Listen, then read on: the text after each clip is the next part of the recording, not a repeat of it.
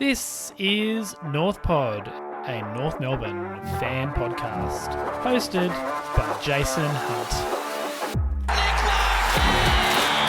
Stevenson with his own move. Carrington. North are in front.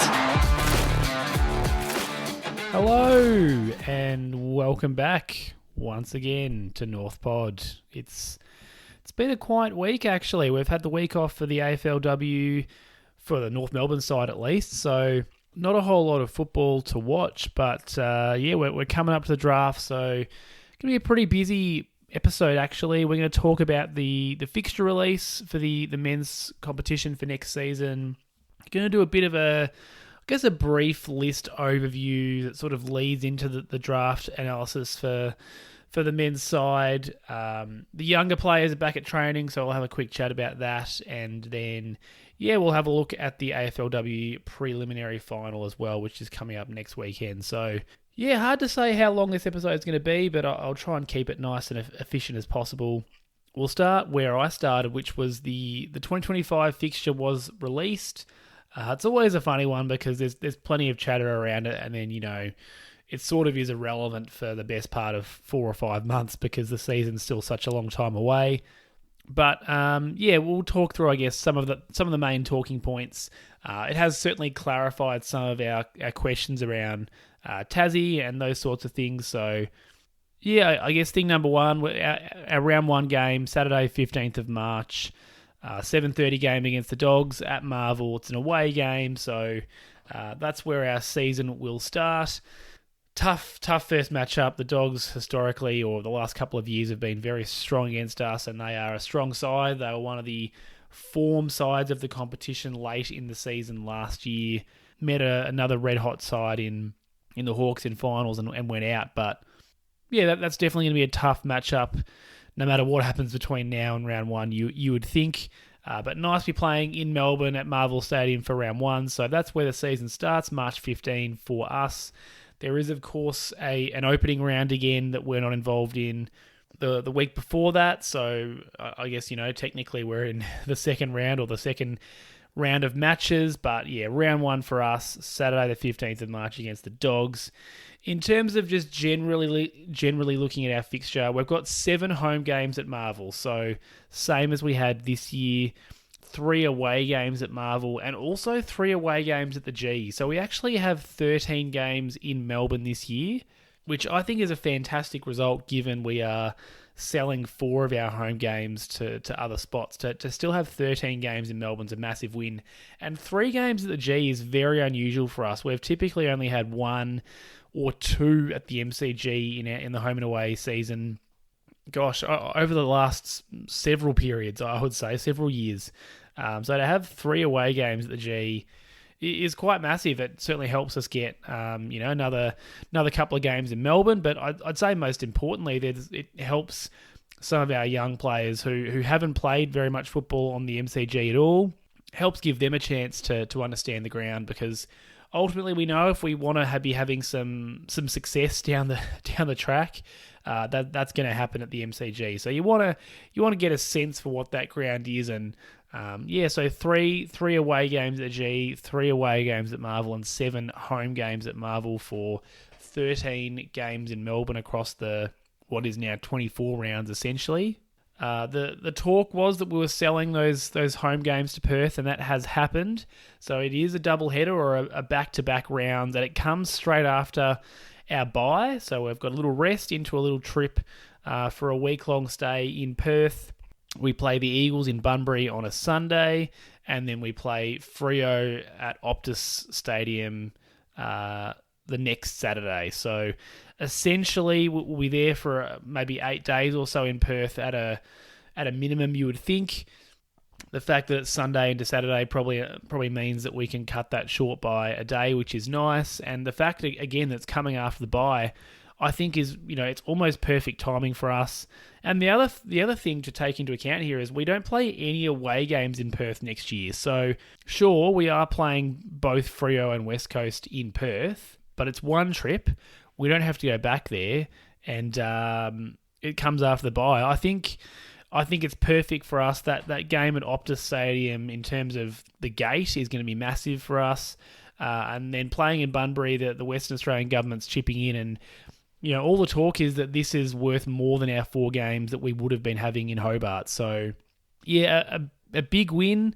It looks as though we've been locked in for 3 years, is my understanding. So, hopefully we can win at least one of these games and, show something for the Perth fans that they are looking forward to it in future years. But ultimately, it's a money play for us. The Western Australian government's chipping in a lot of money for it. So that's what it's about, the deal. It's about keeping us afloat.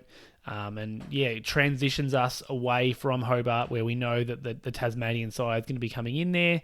So, next year is the last year that we'll be playing these home games at Hobart at Ninja Stadium, which is the new name of that stadium down there. I'm not sure what the company or the reasoning behind that is, but as always, it's funny how these things come up. They always sound silly, these new stadiums, and then give it a year and you're not really thinking too much about it. But Ninja Stadium certainly is sounding strange for the time being.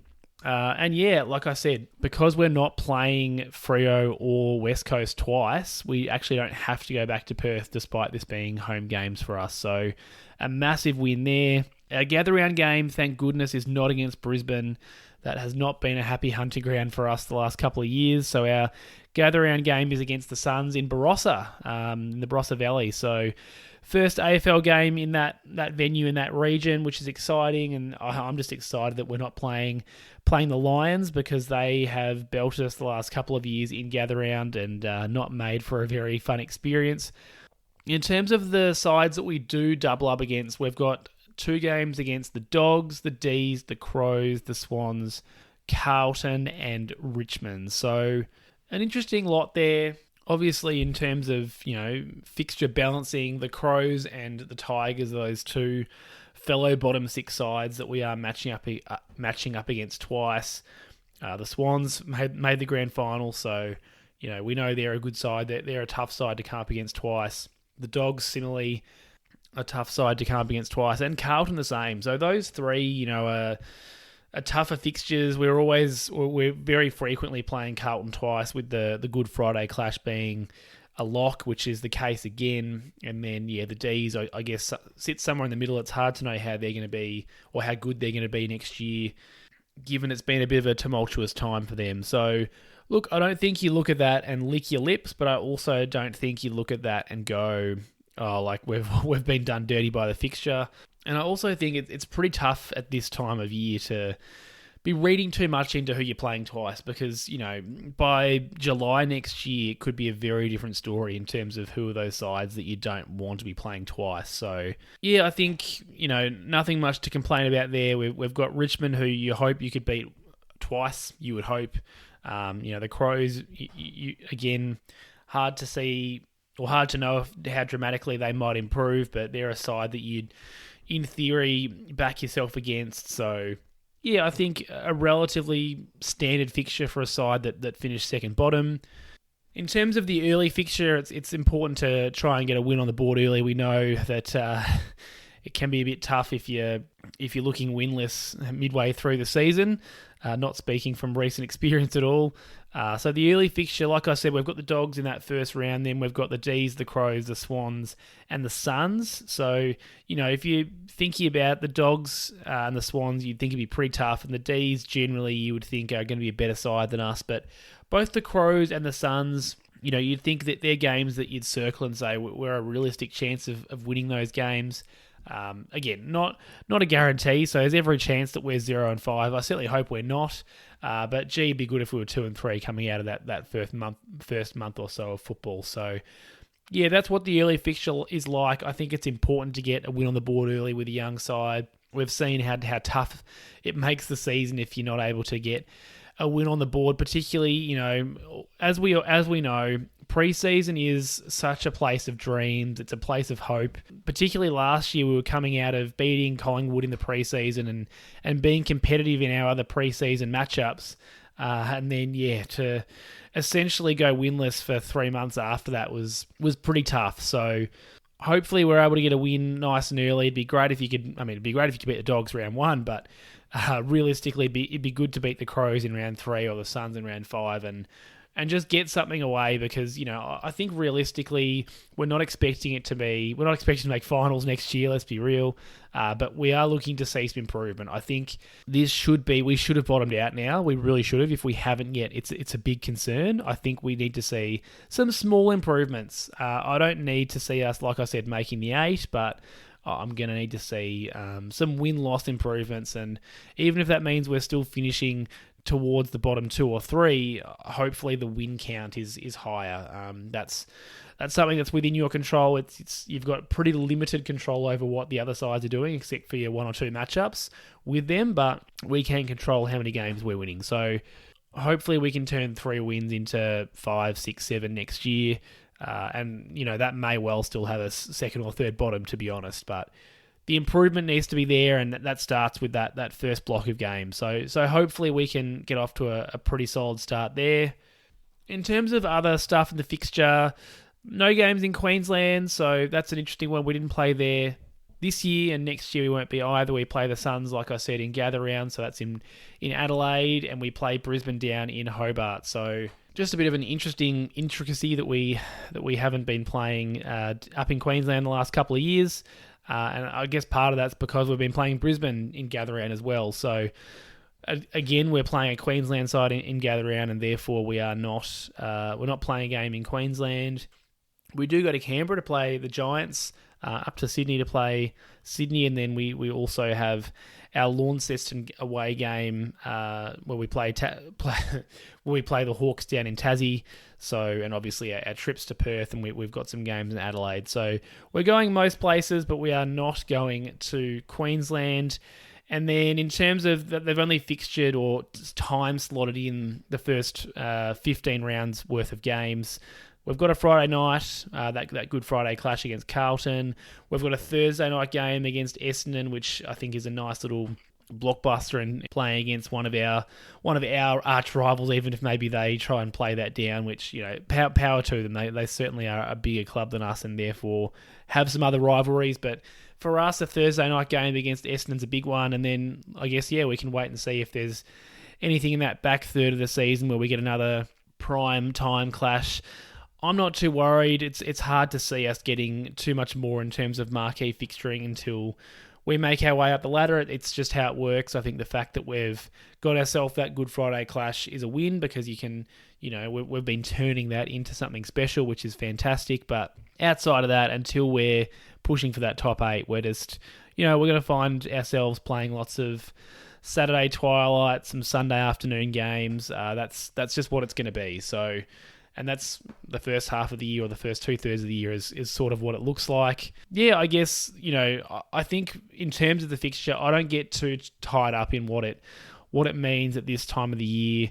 When we get to February and March, where we've got some pre-season form and maybe a couple of games underway, that's when you can kind of really look at the fixture and figure out what it might mean, because like I said, there's teams that, we might be thinking are easy kills that end up being tough matchups. Like, who knows, maybe the Crows somehow make a massive leap and all of a sudden you don't want to be playing them twice. I can't see that with Richmond, given how young they're going to be, but stranger things have happened. So yeah, I guess we'll look more closely at the fixture when it's a more real thing, because middle of November, it's just so far away from when it's actually going to be happening, and a lot can happen between then and now. Next up, let's move into the list overview, and that's kind of going to lead into what I'm expecting from the draft, which is coming up this week. What I've done is nothing super high tech. I've just kind of looked at each section of the ground and tried to establish a bit of a depth chart, if you will, and then use that to kind of inform, is this an area that we need to stock up in the draft, or an area of need? Now, realistically, we could upgrade every area of the ground. Let's be real. We're second last, so it's a prioritization exercise. It's not to say that any of these areas of the grounds are complete and that we're done with them, but more so that, what are the areas of the ground that potentially we could be looking at this draft to try and upgrade, and what maybe is a future problem What I've tried to do is list players in potential positions that they could play, and then loosely kind of in the order in which they're established in that position, to give you a sense of, how many options we have. So players do appear in more than one list. Obviously, in a game, they can't be playing in more than one position at a time, but certainly within a game, they could be floating between positions. Anyway, you'll see, I guess, what the exercise, what surfaces, because to me, it does kind of show us what we need to be targeting. It's nothing new to us, but I think it does outline potentially what our draft strategy could be and, where we're at in terms of our list build. So we'll start with the key forward options. I'll start with the forward half of the ground. It's going to be no surprise to people that I do think this is an area of need in terms of upgrading the quality. We do have quite a list of options, actually. It's just that the quality is not as high as we need. So Nick Larker we know is a lock. We know that Jack Darling is going to come in and play that role. And then after that, it becomes question marks. So there's only two absolute locks in terms of key forward players that definitely will play there for us this year and be successful at times. Charlie Comben is one that we know can play that position, but last year played mostly down back. We saw a bit of him up forward towards the back half of the year, and outside of one standout quarter where he kicked 3, he found the going a bit more tough up forward, but he was also coming back from a pretty serious injury, so he's another option. Cal Coleman-Jones is, a ruck forward that similarly is going to be coming back from injury, and from what I understand, is not expected to be back for round 1. Has had a few setbacks in that Achilles rupture comeback, so he's an option there, but not one that excites many fans at the moment. I think Bryn Teakle played that role second half of the year. Will Dawson played about 3 minutes in that position before his injury, and is potentially a long-term option, but we don't know if he's a key forward or a key back. And then Toby Pink and Finbar Maley are the others. Maley not with any AFL experience, and Toby Pink brought in as a key defender but played some forward, but mostly as a decoy. So you can see there that really we know that Nick Larkey is an absolute gun. There's no question about that.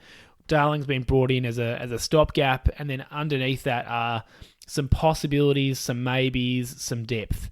So for me, that is definitely an area of need. Whilst we do have 8 players that I think can play a key position role, realistically, Nick Larkey, maybe we see Charlie Comben as a long-term forward, so then you've got 2 long-term options that you could sort of say are going to be, well, even Nick Larkey, he's a medium-term option at this point. He's a middle-aged player, and he's in his prime, so whilst he's still got plenty of years left, if we're thinking longer term, Charlie Comben's the best of those prospects, because I probably see Will Dawson as a defender, and it's just so hard to know based off the one season and mostly VFL football that we saw. So that definitely, when you think about that list, sure, there are some names there. There's more names than we had this time last year, but still a lot to build there, and I think definitely an area that we could target at the draft and should be targeting, particularly given we want some longer-term options. If we go then to the small forwards, and I have tried to keep this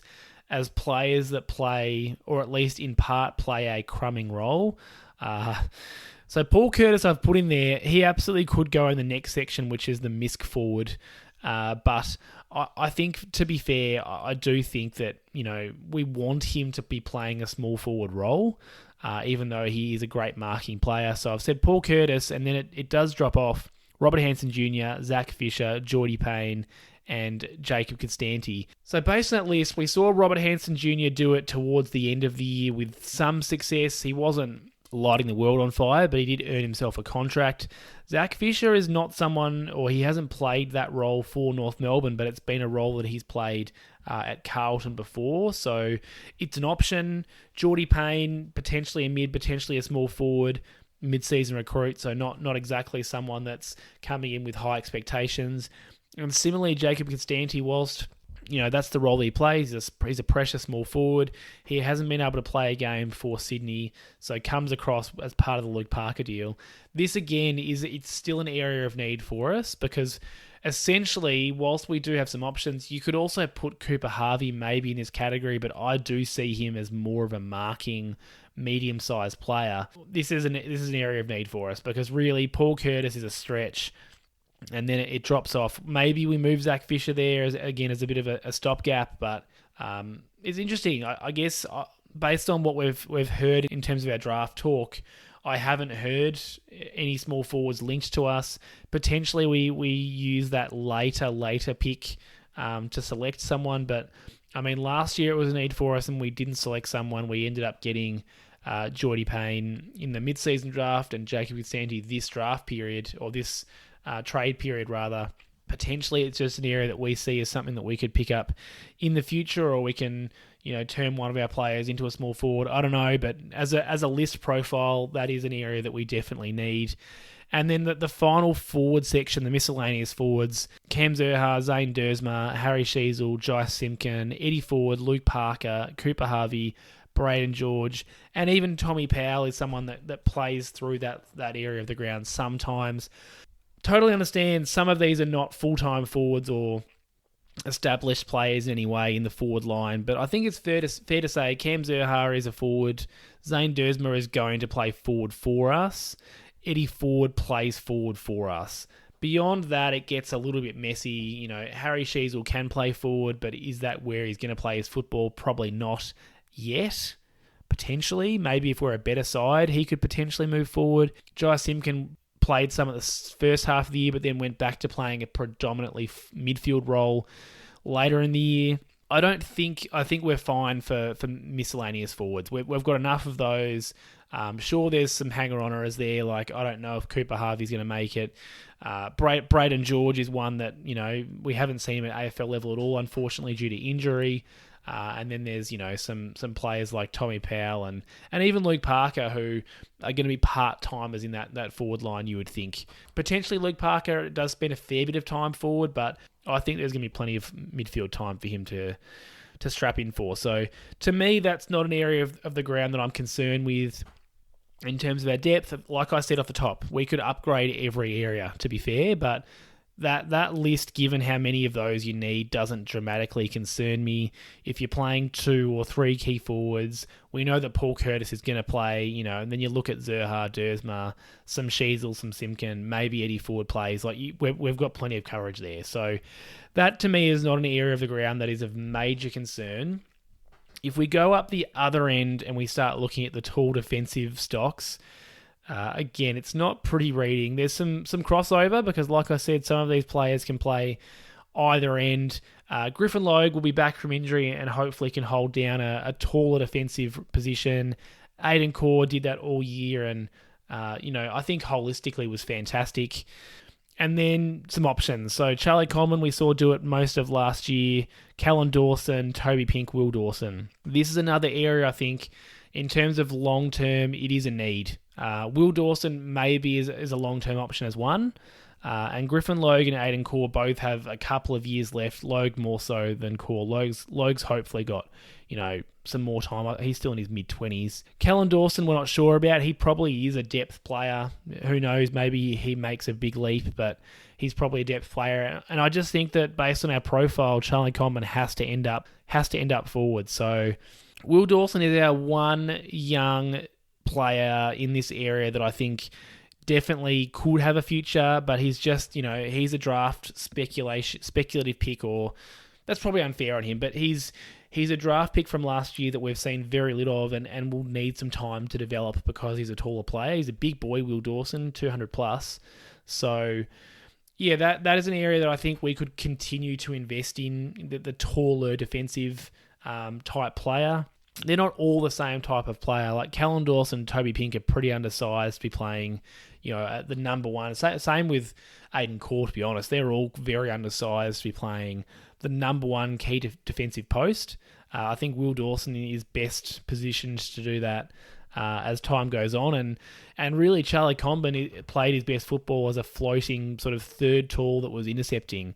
So yeah, that again is another area of the ground that I think we need to invest in, particularly because Will Dawson, Toby Pink, and Charlie Coleman are, players that could play either end. That none of those three are locked in as key defensive, and really, I think you need 3 really good players that can play that role to be a competitive side, and I don't think we have that just yet. Then the next two categories, I think, there's definitely some crossover between them, but I've got kind of a small and medium defensive crop, and I've also got a distributors off half-back crop. There's going to be crossover. Like, ideally, your small and medium types can do both of these, but I've kind of grouped them by the players that I think where the primary thing they're bringing is defense, and the players that I think the primary thing that they're bringing is distribution off halfback. So the small medium defenders, Jackson Archer, Luke McDonald, Darcy Tucker, Miller Bergman, Riley Hardiman, and I think we're pretty okay in this area. Jackson Archer took a massive step this season, so he's a big tick. I think Riley Hardiman showed enough to me that he's going to be a fantastic player in this kind of realm as well, potentially replace someone like Luke McDonald in the years to come. Darcy Tucker doesn't always play down back. I don't love him off half-back, but he's an option. And Miller Bergman, who knows? He seemed to drop off last year, but I don't think you need too many of these types of players. I think having Jackson Archer and Luke McDonald do that role right now and then moving towards Riley Hardiman in the future, I think will be fine. So this to me is not an area of the ground that I think we need to invest too heavily in. You could also put Josh Goda potentially in this section, who, has his injury concerns, but yeah, I think that area of the ground we are okay for. And similarly, if we look at the distributors off halfback, Colin McKercher, Zach Fisher, Caleb Daniel, Bailey Scott, Harry Sheasel, Josh Goda, Braden George. Some of those bottom three are sort of question marks there. So we saw McKercher do it beautifully this year. We saw Fisher do it. I don't know if I'd say beautifully, but he did do it this year. Caleb Daniel, from all reports, is going to come in and play that kind of role. So, there's three that have that as their primary kind of action. They're not defense first type players, but they are players that will distribute the footy. Bailey Scott did that a lot, particularly early. I didn't love it, but he's someone that can do it. And then Harry Sheasel, we saw him move away from that. I probably don't expect to see him do much of that this coming season. So, I think you've got three options that I think definitely can do it. And then Josh Goda is one that I certainly want to get back into the team when he's fit. Like CCJ, had unfortunately Achilles injury that really crueled his season. It was round one for him, so a tough break. But I think he walks that line of he does have some defensive craft and also has a great kick. So yeah, for me, that's not an area that we need to invest in. That for me, we've got enough players there. And sure, McKercher's going to move out of there eventually, but Caleb Daniel is a great get for that distribution off halfback. He's a wonderful kick. So, to me, if you had McKercher, Caleb Daniel, and then potentially Josh Goda rolling through there at times throughout the season, I think we're okay. And that's even forgetting Zach Fisher, who, technically does play that role. I just wonder if it's time to move him forward. But anyway, that's a conversation for a different day, I guess. So for me, that's not an area. I think in the back line, it's tall defensive players that we need to continue to invest in, not necessarily those small, medium distributing types. If we move into the middle part of the ground, the rucks is an interesting one. So obviously Tristan Sherry, massive helmet man, took a big leap and, should therefore be our ruck for, the next however long. He's got plenty of footy left and showed that he can be a number one ruck. Underneath him, it's a problem. Kel Coleman-Jones, Taylor Goad, Finbar Maley, Bryn Teakle, as players that can spend some time in the ruck. Bryn Teakle, for us, has been mostly a forward that, can back up ruck. I wonder if Maley is the same. Kel Coleman-Jones is one that I'm not too sure about. Sherry is definitely a better ruckman than him now, but he's such a lumbering player, Kel Coleman-Jones, and if he is able to make it, he's only contracted for one more year. I just don't know if he's going to make it as a forward that plays in the ruck. He looks to me physically like a ruckman. He just doesn't seem to have the mobility and the agility, the athletic ability to play in the ruck. Anyway, Taylor Goad is obviously our project ruckman, the one that you'd expect to be sitting behind Sherry for the next several years. So I actually think we're fine in this position, asterisks, because if Sherry goes down, we really don't have anything. But there are a lot of sides that have that same predicament. It's a hard position because you don't want to invest too heavily in your rucks because really you're only ever going to be playing one really good ruck or two solid rucks. And right now we're into the one really good ruck, which you wouldn't have thought this time last year. But yeah, I mean, if Sherry stays fit, we're fine. If he doesn't, we're not fine. But also, it's the ruck position. I think you can kind of get away with it to a degree. Britton Teakle could go and spend some more time in there. It's not ideal, but he can do it. Maybe you give Taylor Goad some opportunities, just knowing that's probably not going to go well. He's still going to have some time to fill out his body and really bulk up. So yeah, I don't know. Finbar Maley is an interesting one. It's so hard to know what he might look like at AFL level. So yeah, I don't expect us to be taking a ruck in the draft just based on our profile and based on the ruck position. But would I like to have another player that you'd feel confident could just hold down the ruck spot? I would. So I think that's fine, asterisks. If we look at the wings, it's I've said this is an odd position of the ground for us because there are several players that can play it. I just don't know that we're happy with many of them.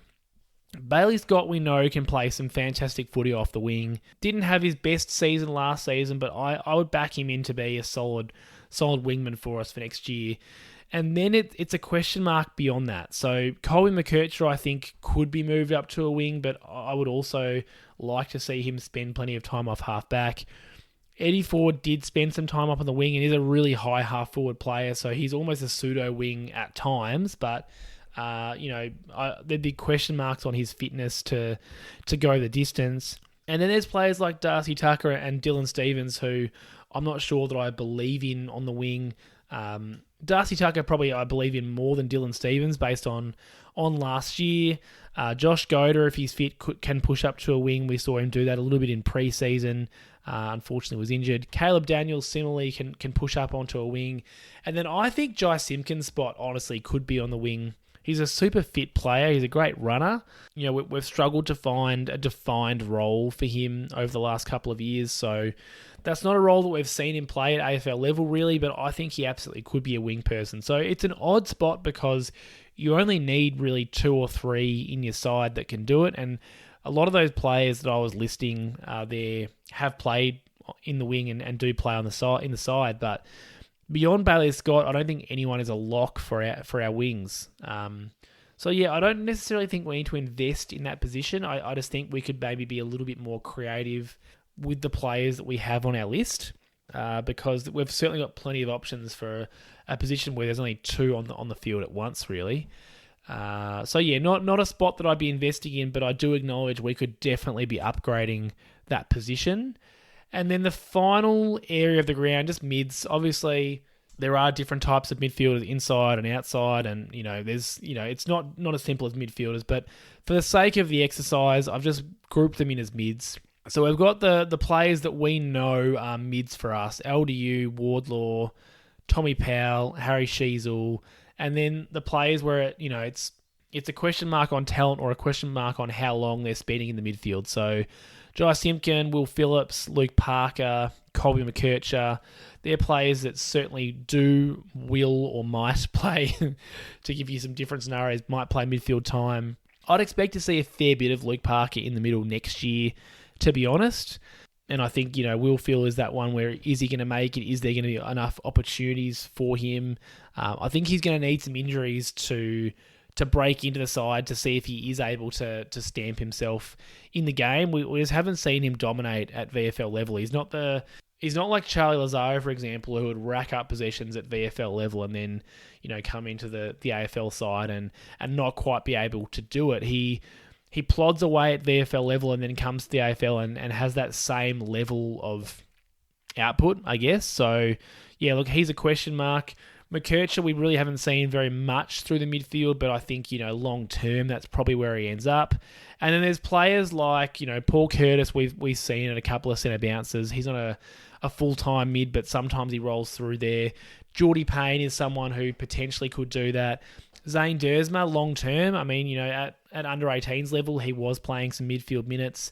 We didn't really see him do that at AFL level, but I think mostly that's because of his frame. He does need to put on just a little bit of strength. He's never going to be, a beast with his strength. That's not his attribute, but, I think there's potential that he could roll through there. We hear every year that Cam Zurhaar is going to also roll through the midfield, but I've left him off this list. He just doesn't. It doesn't seem to happen very often. So this one is an interesting one because it's kind of similar to the rucks. It's fine asterisks. LDU, if he leaves, I do think we're in trouble in that midfield. Not maybe in trouble is the wrong word, but we've invested heavily in this position at the draft. You can see that started with LDU all those years ago. Since then, we've picked up Wardlaw, Sheasel, Powell, Wilfill, Simpkins from a little bit before that, so he's been around.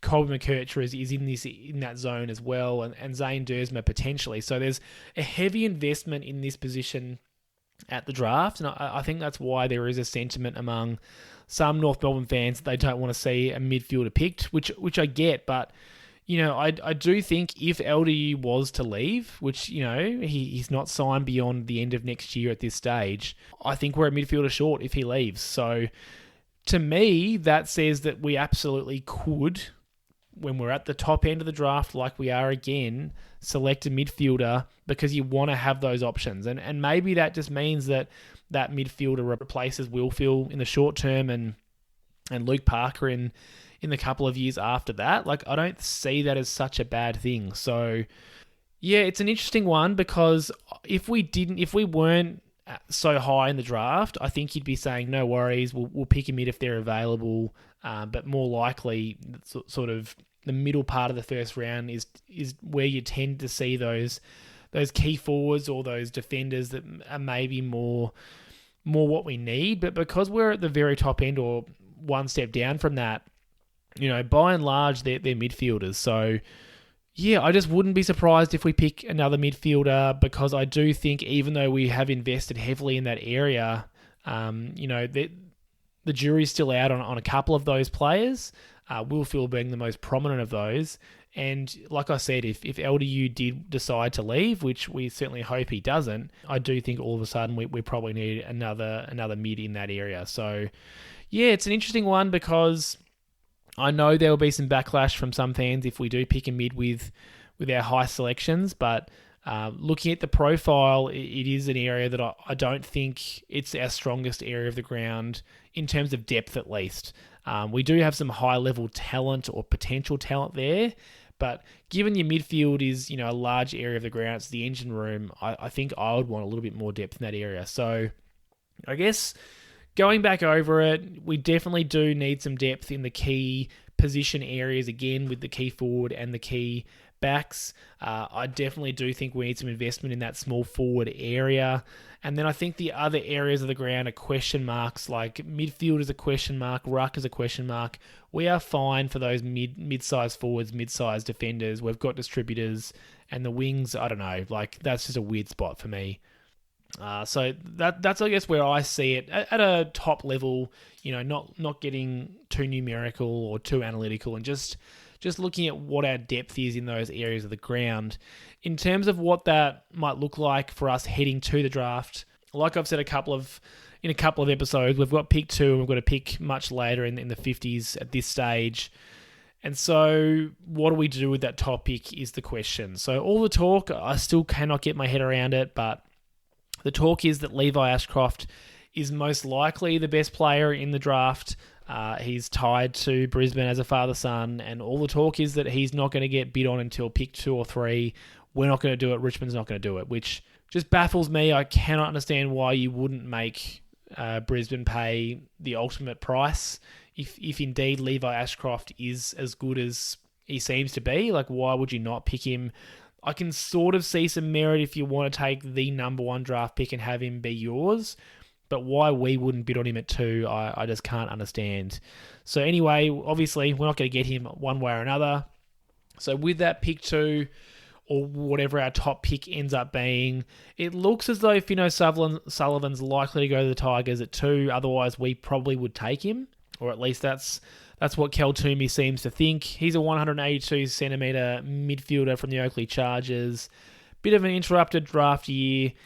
Played some good footy with Richmond VFL side. So, look, it seems unlikely that we'll be selecting him. It looks like Fino Sullivan will end up at Richmond. But, he, by all reports, is the best midfielder not named Levi Ashcroft, or at least according to most recruiters. So, I think you'd be super happy if you did end up with him, but like I said, it seems unlikely. If we are to take a midfielder, it seems as though the talk is that Sam Lalor is the one that we are most linked to. 188 centimetre mid from the Greater Western Victorian Rebels. An inside mid with some strength and some power and ability to take a contested grab as well. Potential leadership qualities. So I've listened to him a little bit on podcasts, and he seemed to speak very well. If we are going to take a midfielder, which I don't think is out of the question, it sounds as though he is the one that we're most closely linked to. Kel Toomey seems to think that we've invested a fair bit of time in him. So he's the mid that we're probably most likely to get at the top of the draft if that's the way we go. Or you would have heard plenty of talk, I'm sure, about Alex Tauru. We could definitely take him at 2. We might try and slide back a few spots if we want to select him, say, at 4, or what ends up being 5. I don't want to get into that, the father-son stuff right here and now, but that's an option.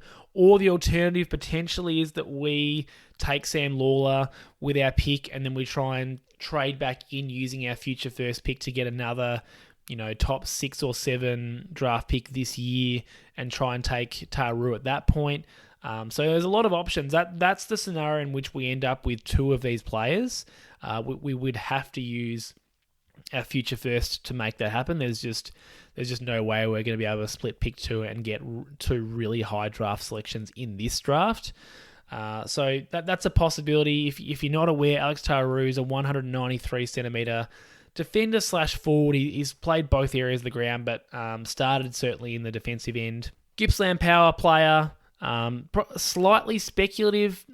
His development's been really dramatic this year, so he's been a bit of a draft bolter. He's shot up the lists, which is why potentially sides are really keen on him, but not necessarily at the number 1 or 2 spot. But there's definitely a chance that we take him at pick 2 as well. There's a lot of talk that we like him that much.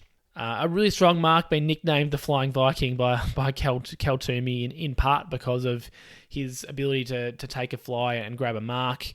A super flexible player and really suits our needs in terms of another player that could potentially play back or forward. You could see him and Charlie Comben kind of figuring it out in terms of one of them's going to play back and one of them's going to play forward. But if things aren't going well within a game, you could flip it around.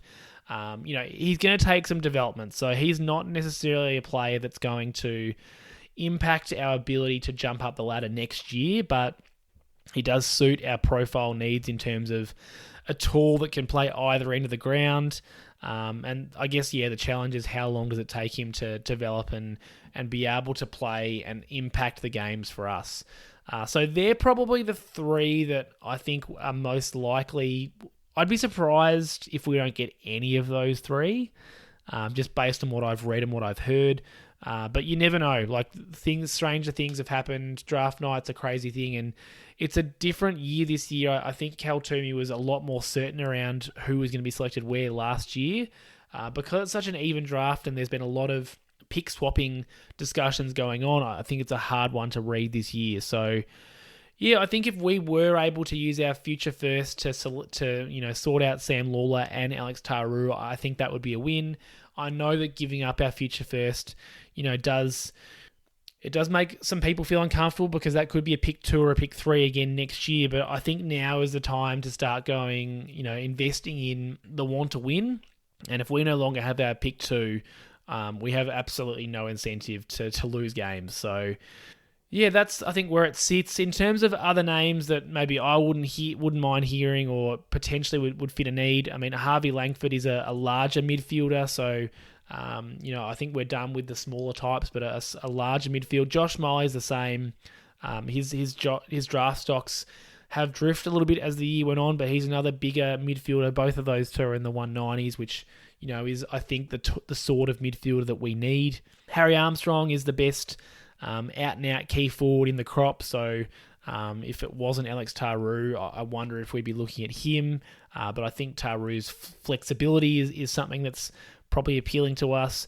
Joe Berry is the best small forward. I haven't heard us linked to him at all, but if for some reason we ended up with a pick in the teens, then Joe Berry is someone that you might look at. I think definitely the only way that happens if there's some complicated pick swapping that goes on draft night. And then the other key position players that, a little bit later on behind Harry Armstrong, the Whitlock twins, Matt and Jack, again, they could play forward and back. And so again, if we ended up with a pick in the teens for whatever reason, they're the sorts of players that, again, would fill a need for us. So that's, I guess, where I see the potentials for the top end of the draft. I've got no idea what might happen at the back end other than potentially picking up River Stevens. Whether or not we need to use a pick on him, I think is still a question mark, but I don't think we do unless someone else bids on him. So yeah, we look ahead to draft night, which is Wednesday, Thursday, Friday of this week. So the first round of the draft will be Wednesday, and then they'll finish the draft Thursday, and then the rookie draft is on Friday, is my understanding. Whipping through the last few things for this episode, like I said at the top, the first to 4 year players are back at training, and then some others that are, I guess, choosing to come back. Really the only thing that's happened is the 2 kilometre time trial. So a bit's been made of that online. What we're going to hear. Everyone's back in ripping form. Everyone's come back early and they're in ripping shape. I think we know that there's a lot of nonsense in that kind of talk. But, it's great to have some players back training early. Colby McKercher won the time trial. He was first place. Finbar Maley is an interesting one to finish second as a larger player. I think that's exciting for potentially what he could do this year. And then, again, there were so many players that were not participating for various reasons, but the next ones, Bailey Scott, Tom Powell, Jackson Archer, Will Field, Harry Sheasel, Miller Bergman, Eddie Ford, Robert Hanson Jr. was the top 10.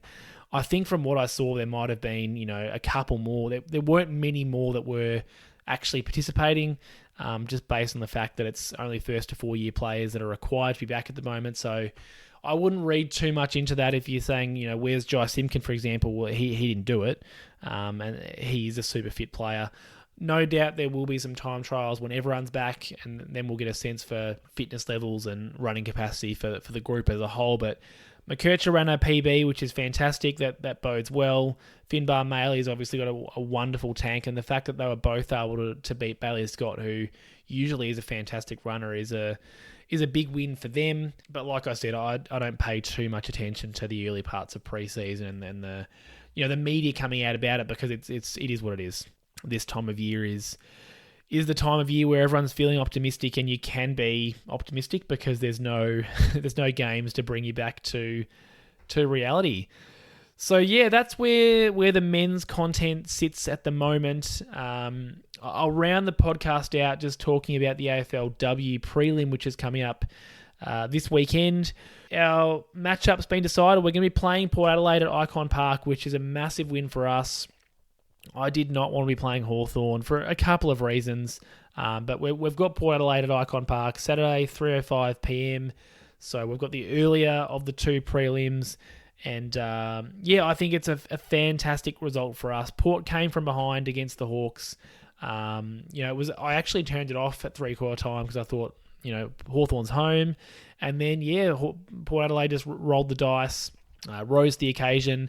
Port Adelaide were actually able to answer, Hawthorn rather were able to answer and get back in front, but then 2 late points to the Port Power has put them in front, which I think the fact that we're able to play a travelling side is a big win for us, and the Hawks were just a bit of an unknown to me. I do genuinely think we're a better side than them. I think they've had a bit of a soft draw, and the fact that they've been bailed out in straight sets, maybe franks that a little bit, but at the same time, like I said, playing an unknown in the prelim, someone that you haven't played this year, and someone it's hard to know exactly how good they are. made me a little nervous. And this way it is at least, it is a home state final for us because Port are going to have to travel again to Melbourne to play. So that, I think, is a win for us. We do get a proper home crowd, and it's not, North and Hawks fans in the crowd in equal numbers. When we played Port Adelaide in round 4 at Whitten Oval, it was one of those games. It was in that phase of the season when every game we played was in a swimming pool, essentially, but we belted them 42-6. So you can't complain about that record. It's a record I'm comfortable with. We can't afford to be complacent, no doubt, but I think the fact that we were able to beat them so convincingly earlier in the season is promising. Hopefully, you would fully expect us this week to get Emma Carney back, which is a massive win for our drive off half back. It gives us another great shot at a grand final, and hopefully the chance to finally win one. In terms of who will play, I mean the Crows and the Lions is the other prelim.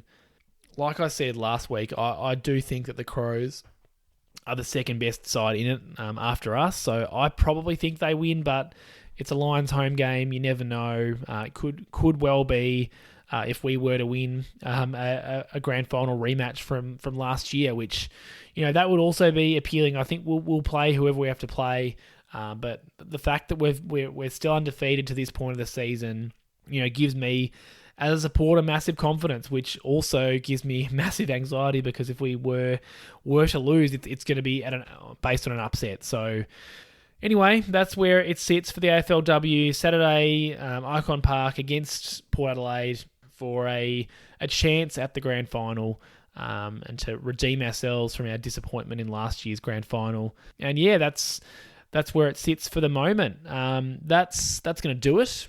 I certainly do plan to be back to cover who we end up taking in the draft and obviously to cover that prelim as well. Entering an interesting phase in my life at the moment. My partner is heavily pregnant, so I'm not too sure what my schedule holds for the next couple of weeks. It could be a new father any moment. So if you do notice a drop in the quantity of the content, and who knows, maybe the quality.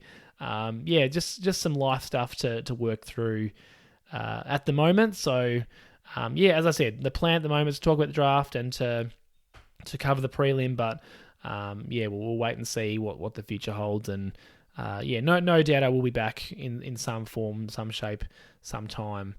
I think that's going to do us for this episode. So hopefully you can get along to the prelim on the weekend and support the girls. And super, super excited to see who we end up coming out of this draft with. Either way, we're going to have some high-end talent, whether that's one or two players. It's going to be fantastic. So tune in for that during the second part of the week. And I hope you have a fantastic week. Let's get behind the girls this weekend. And as always, go North. Thanks for listening to another episode of North Pod. If you give me a rating or review on your podcast service, that would be much appreciated. And please follow me on all social media at NorthPod Show. I'm on X or Twitter, Instagram, YouTube, TikTok, and I'm also very active on the North Melbourne subreddit. Hope you'll join me for the next episode.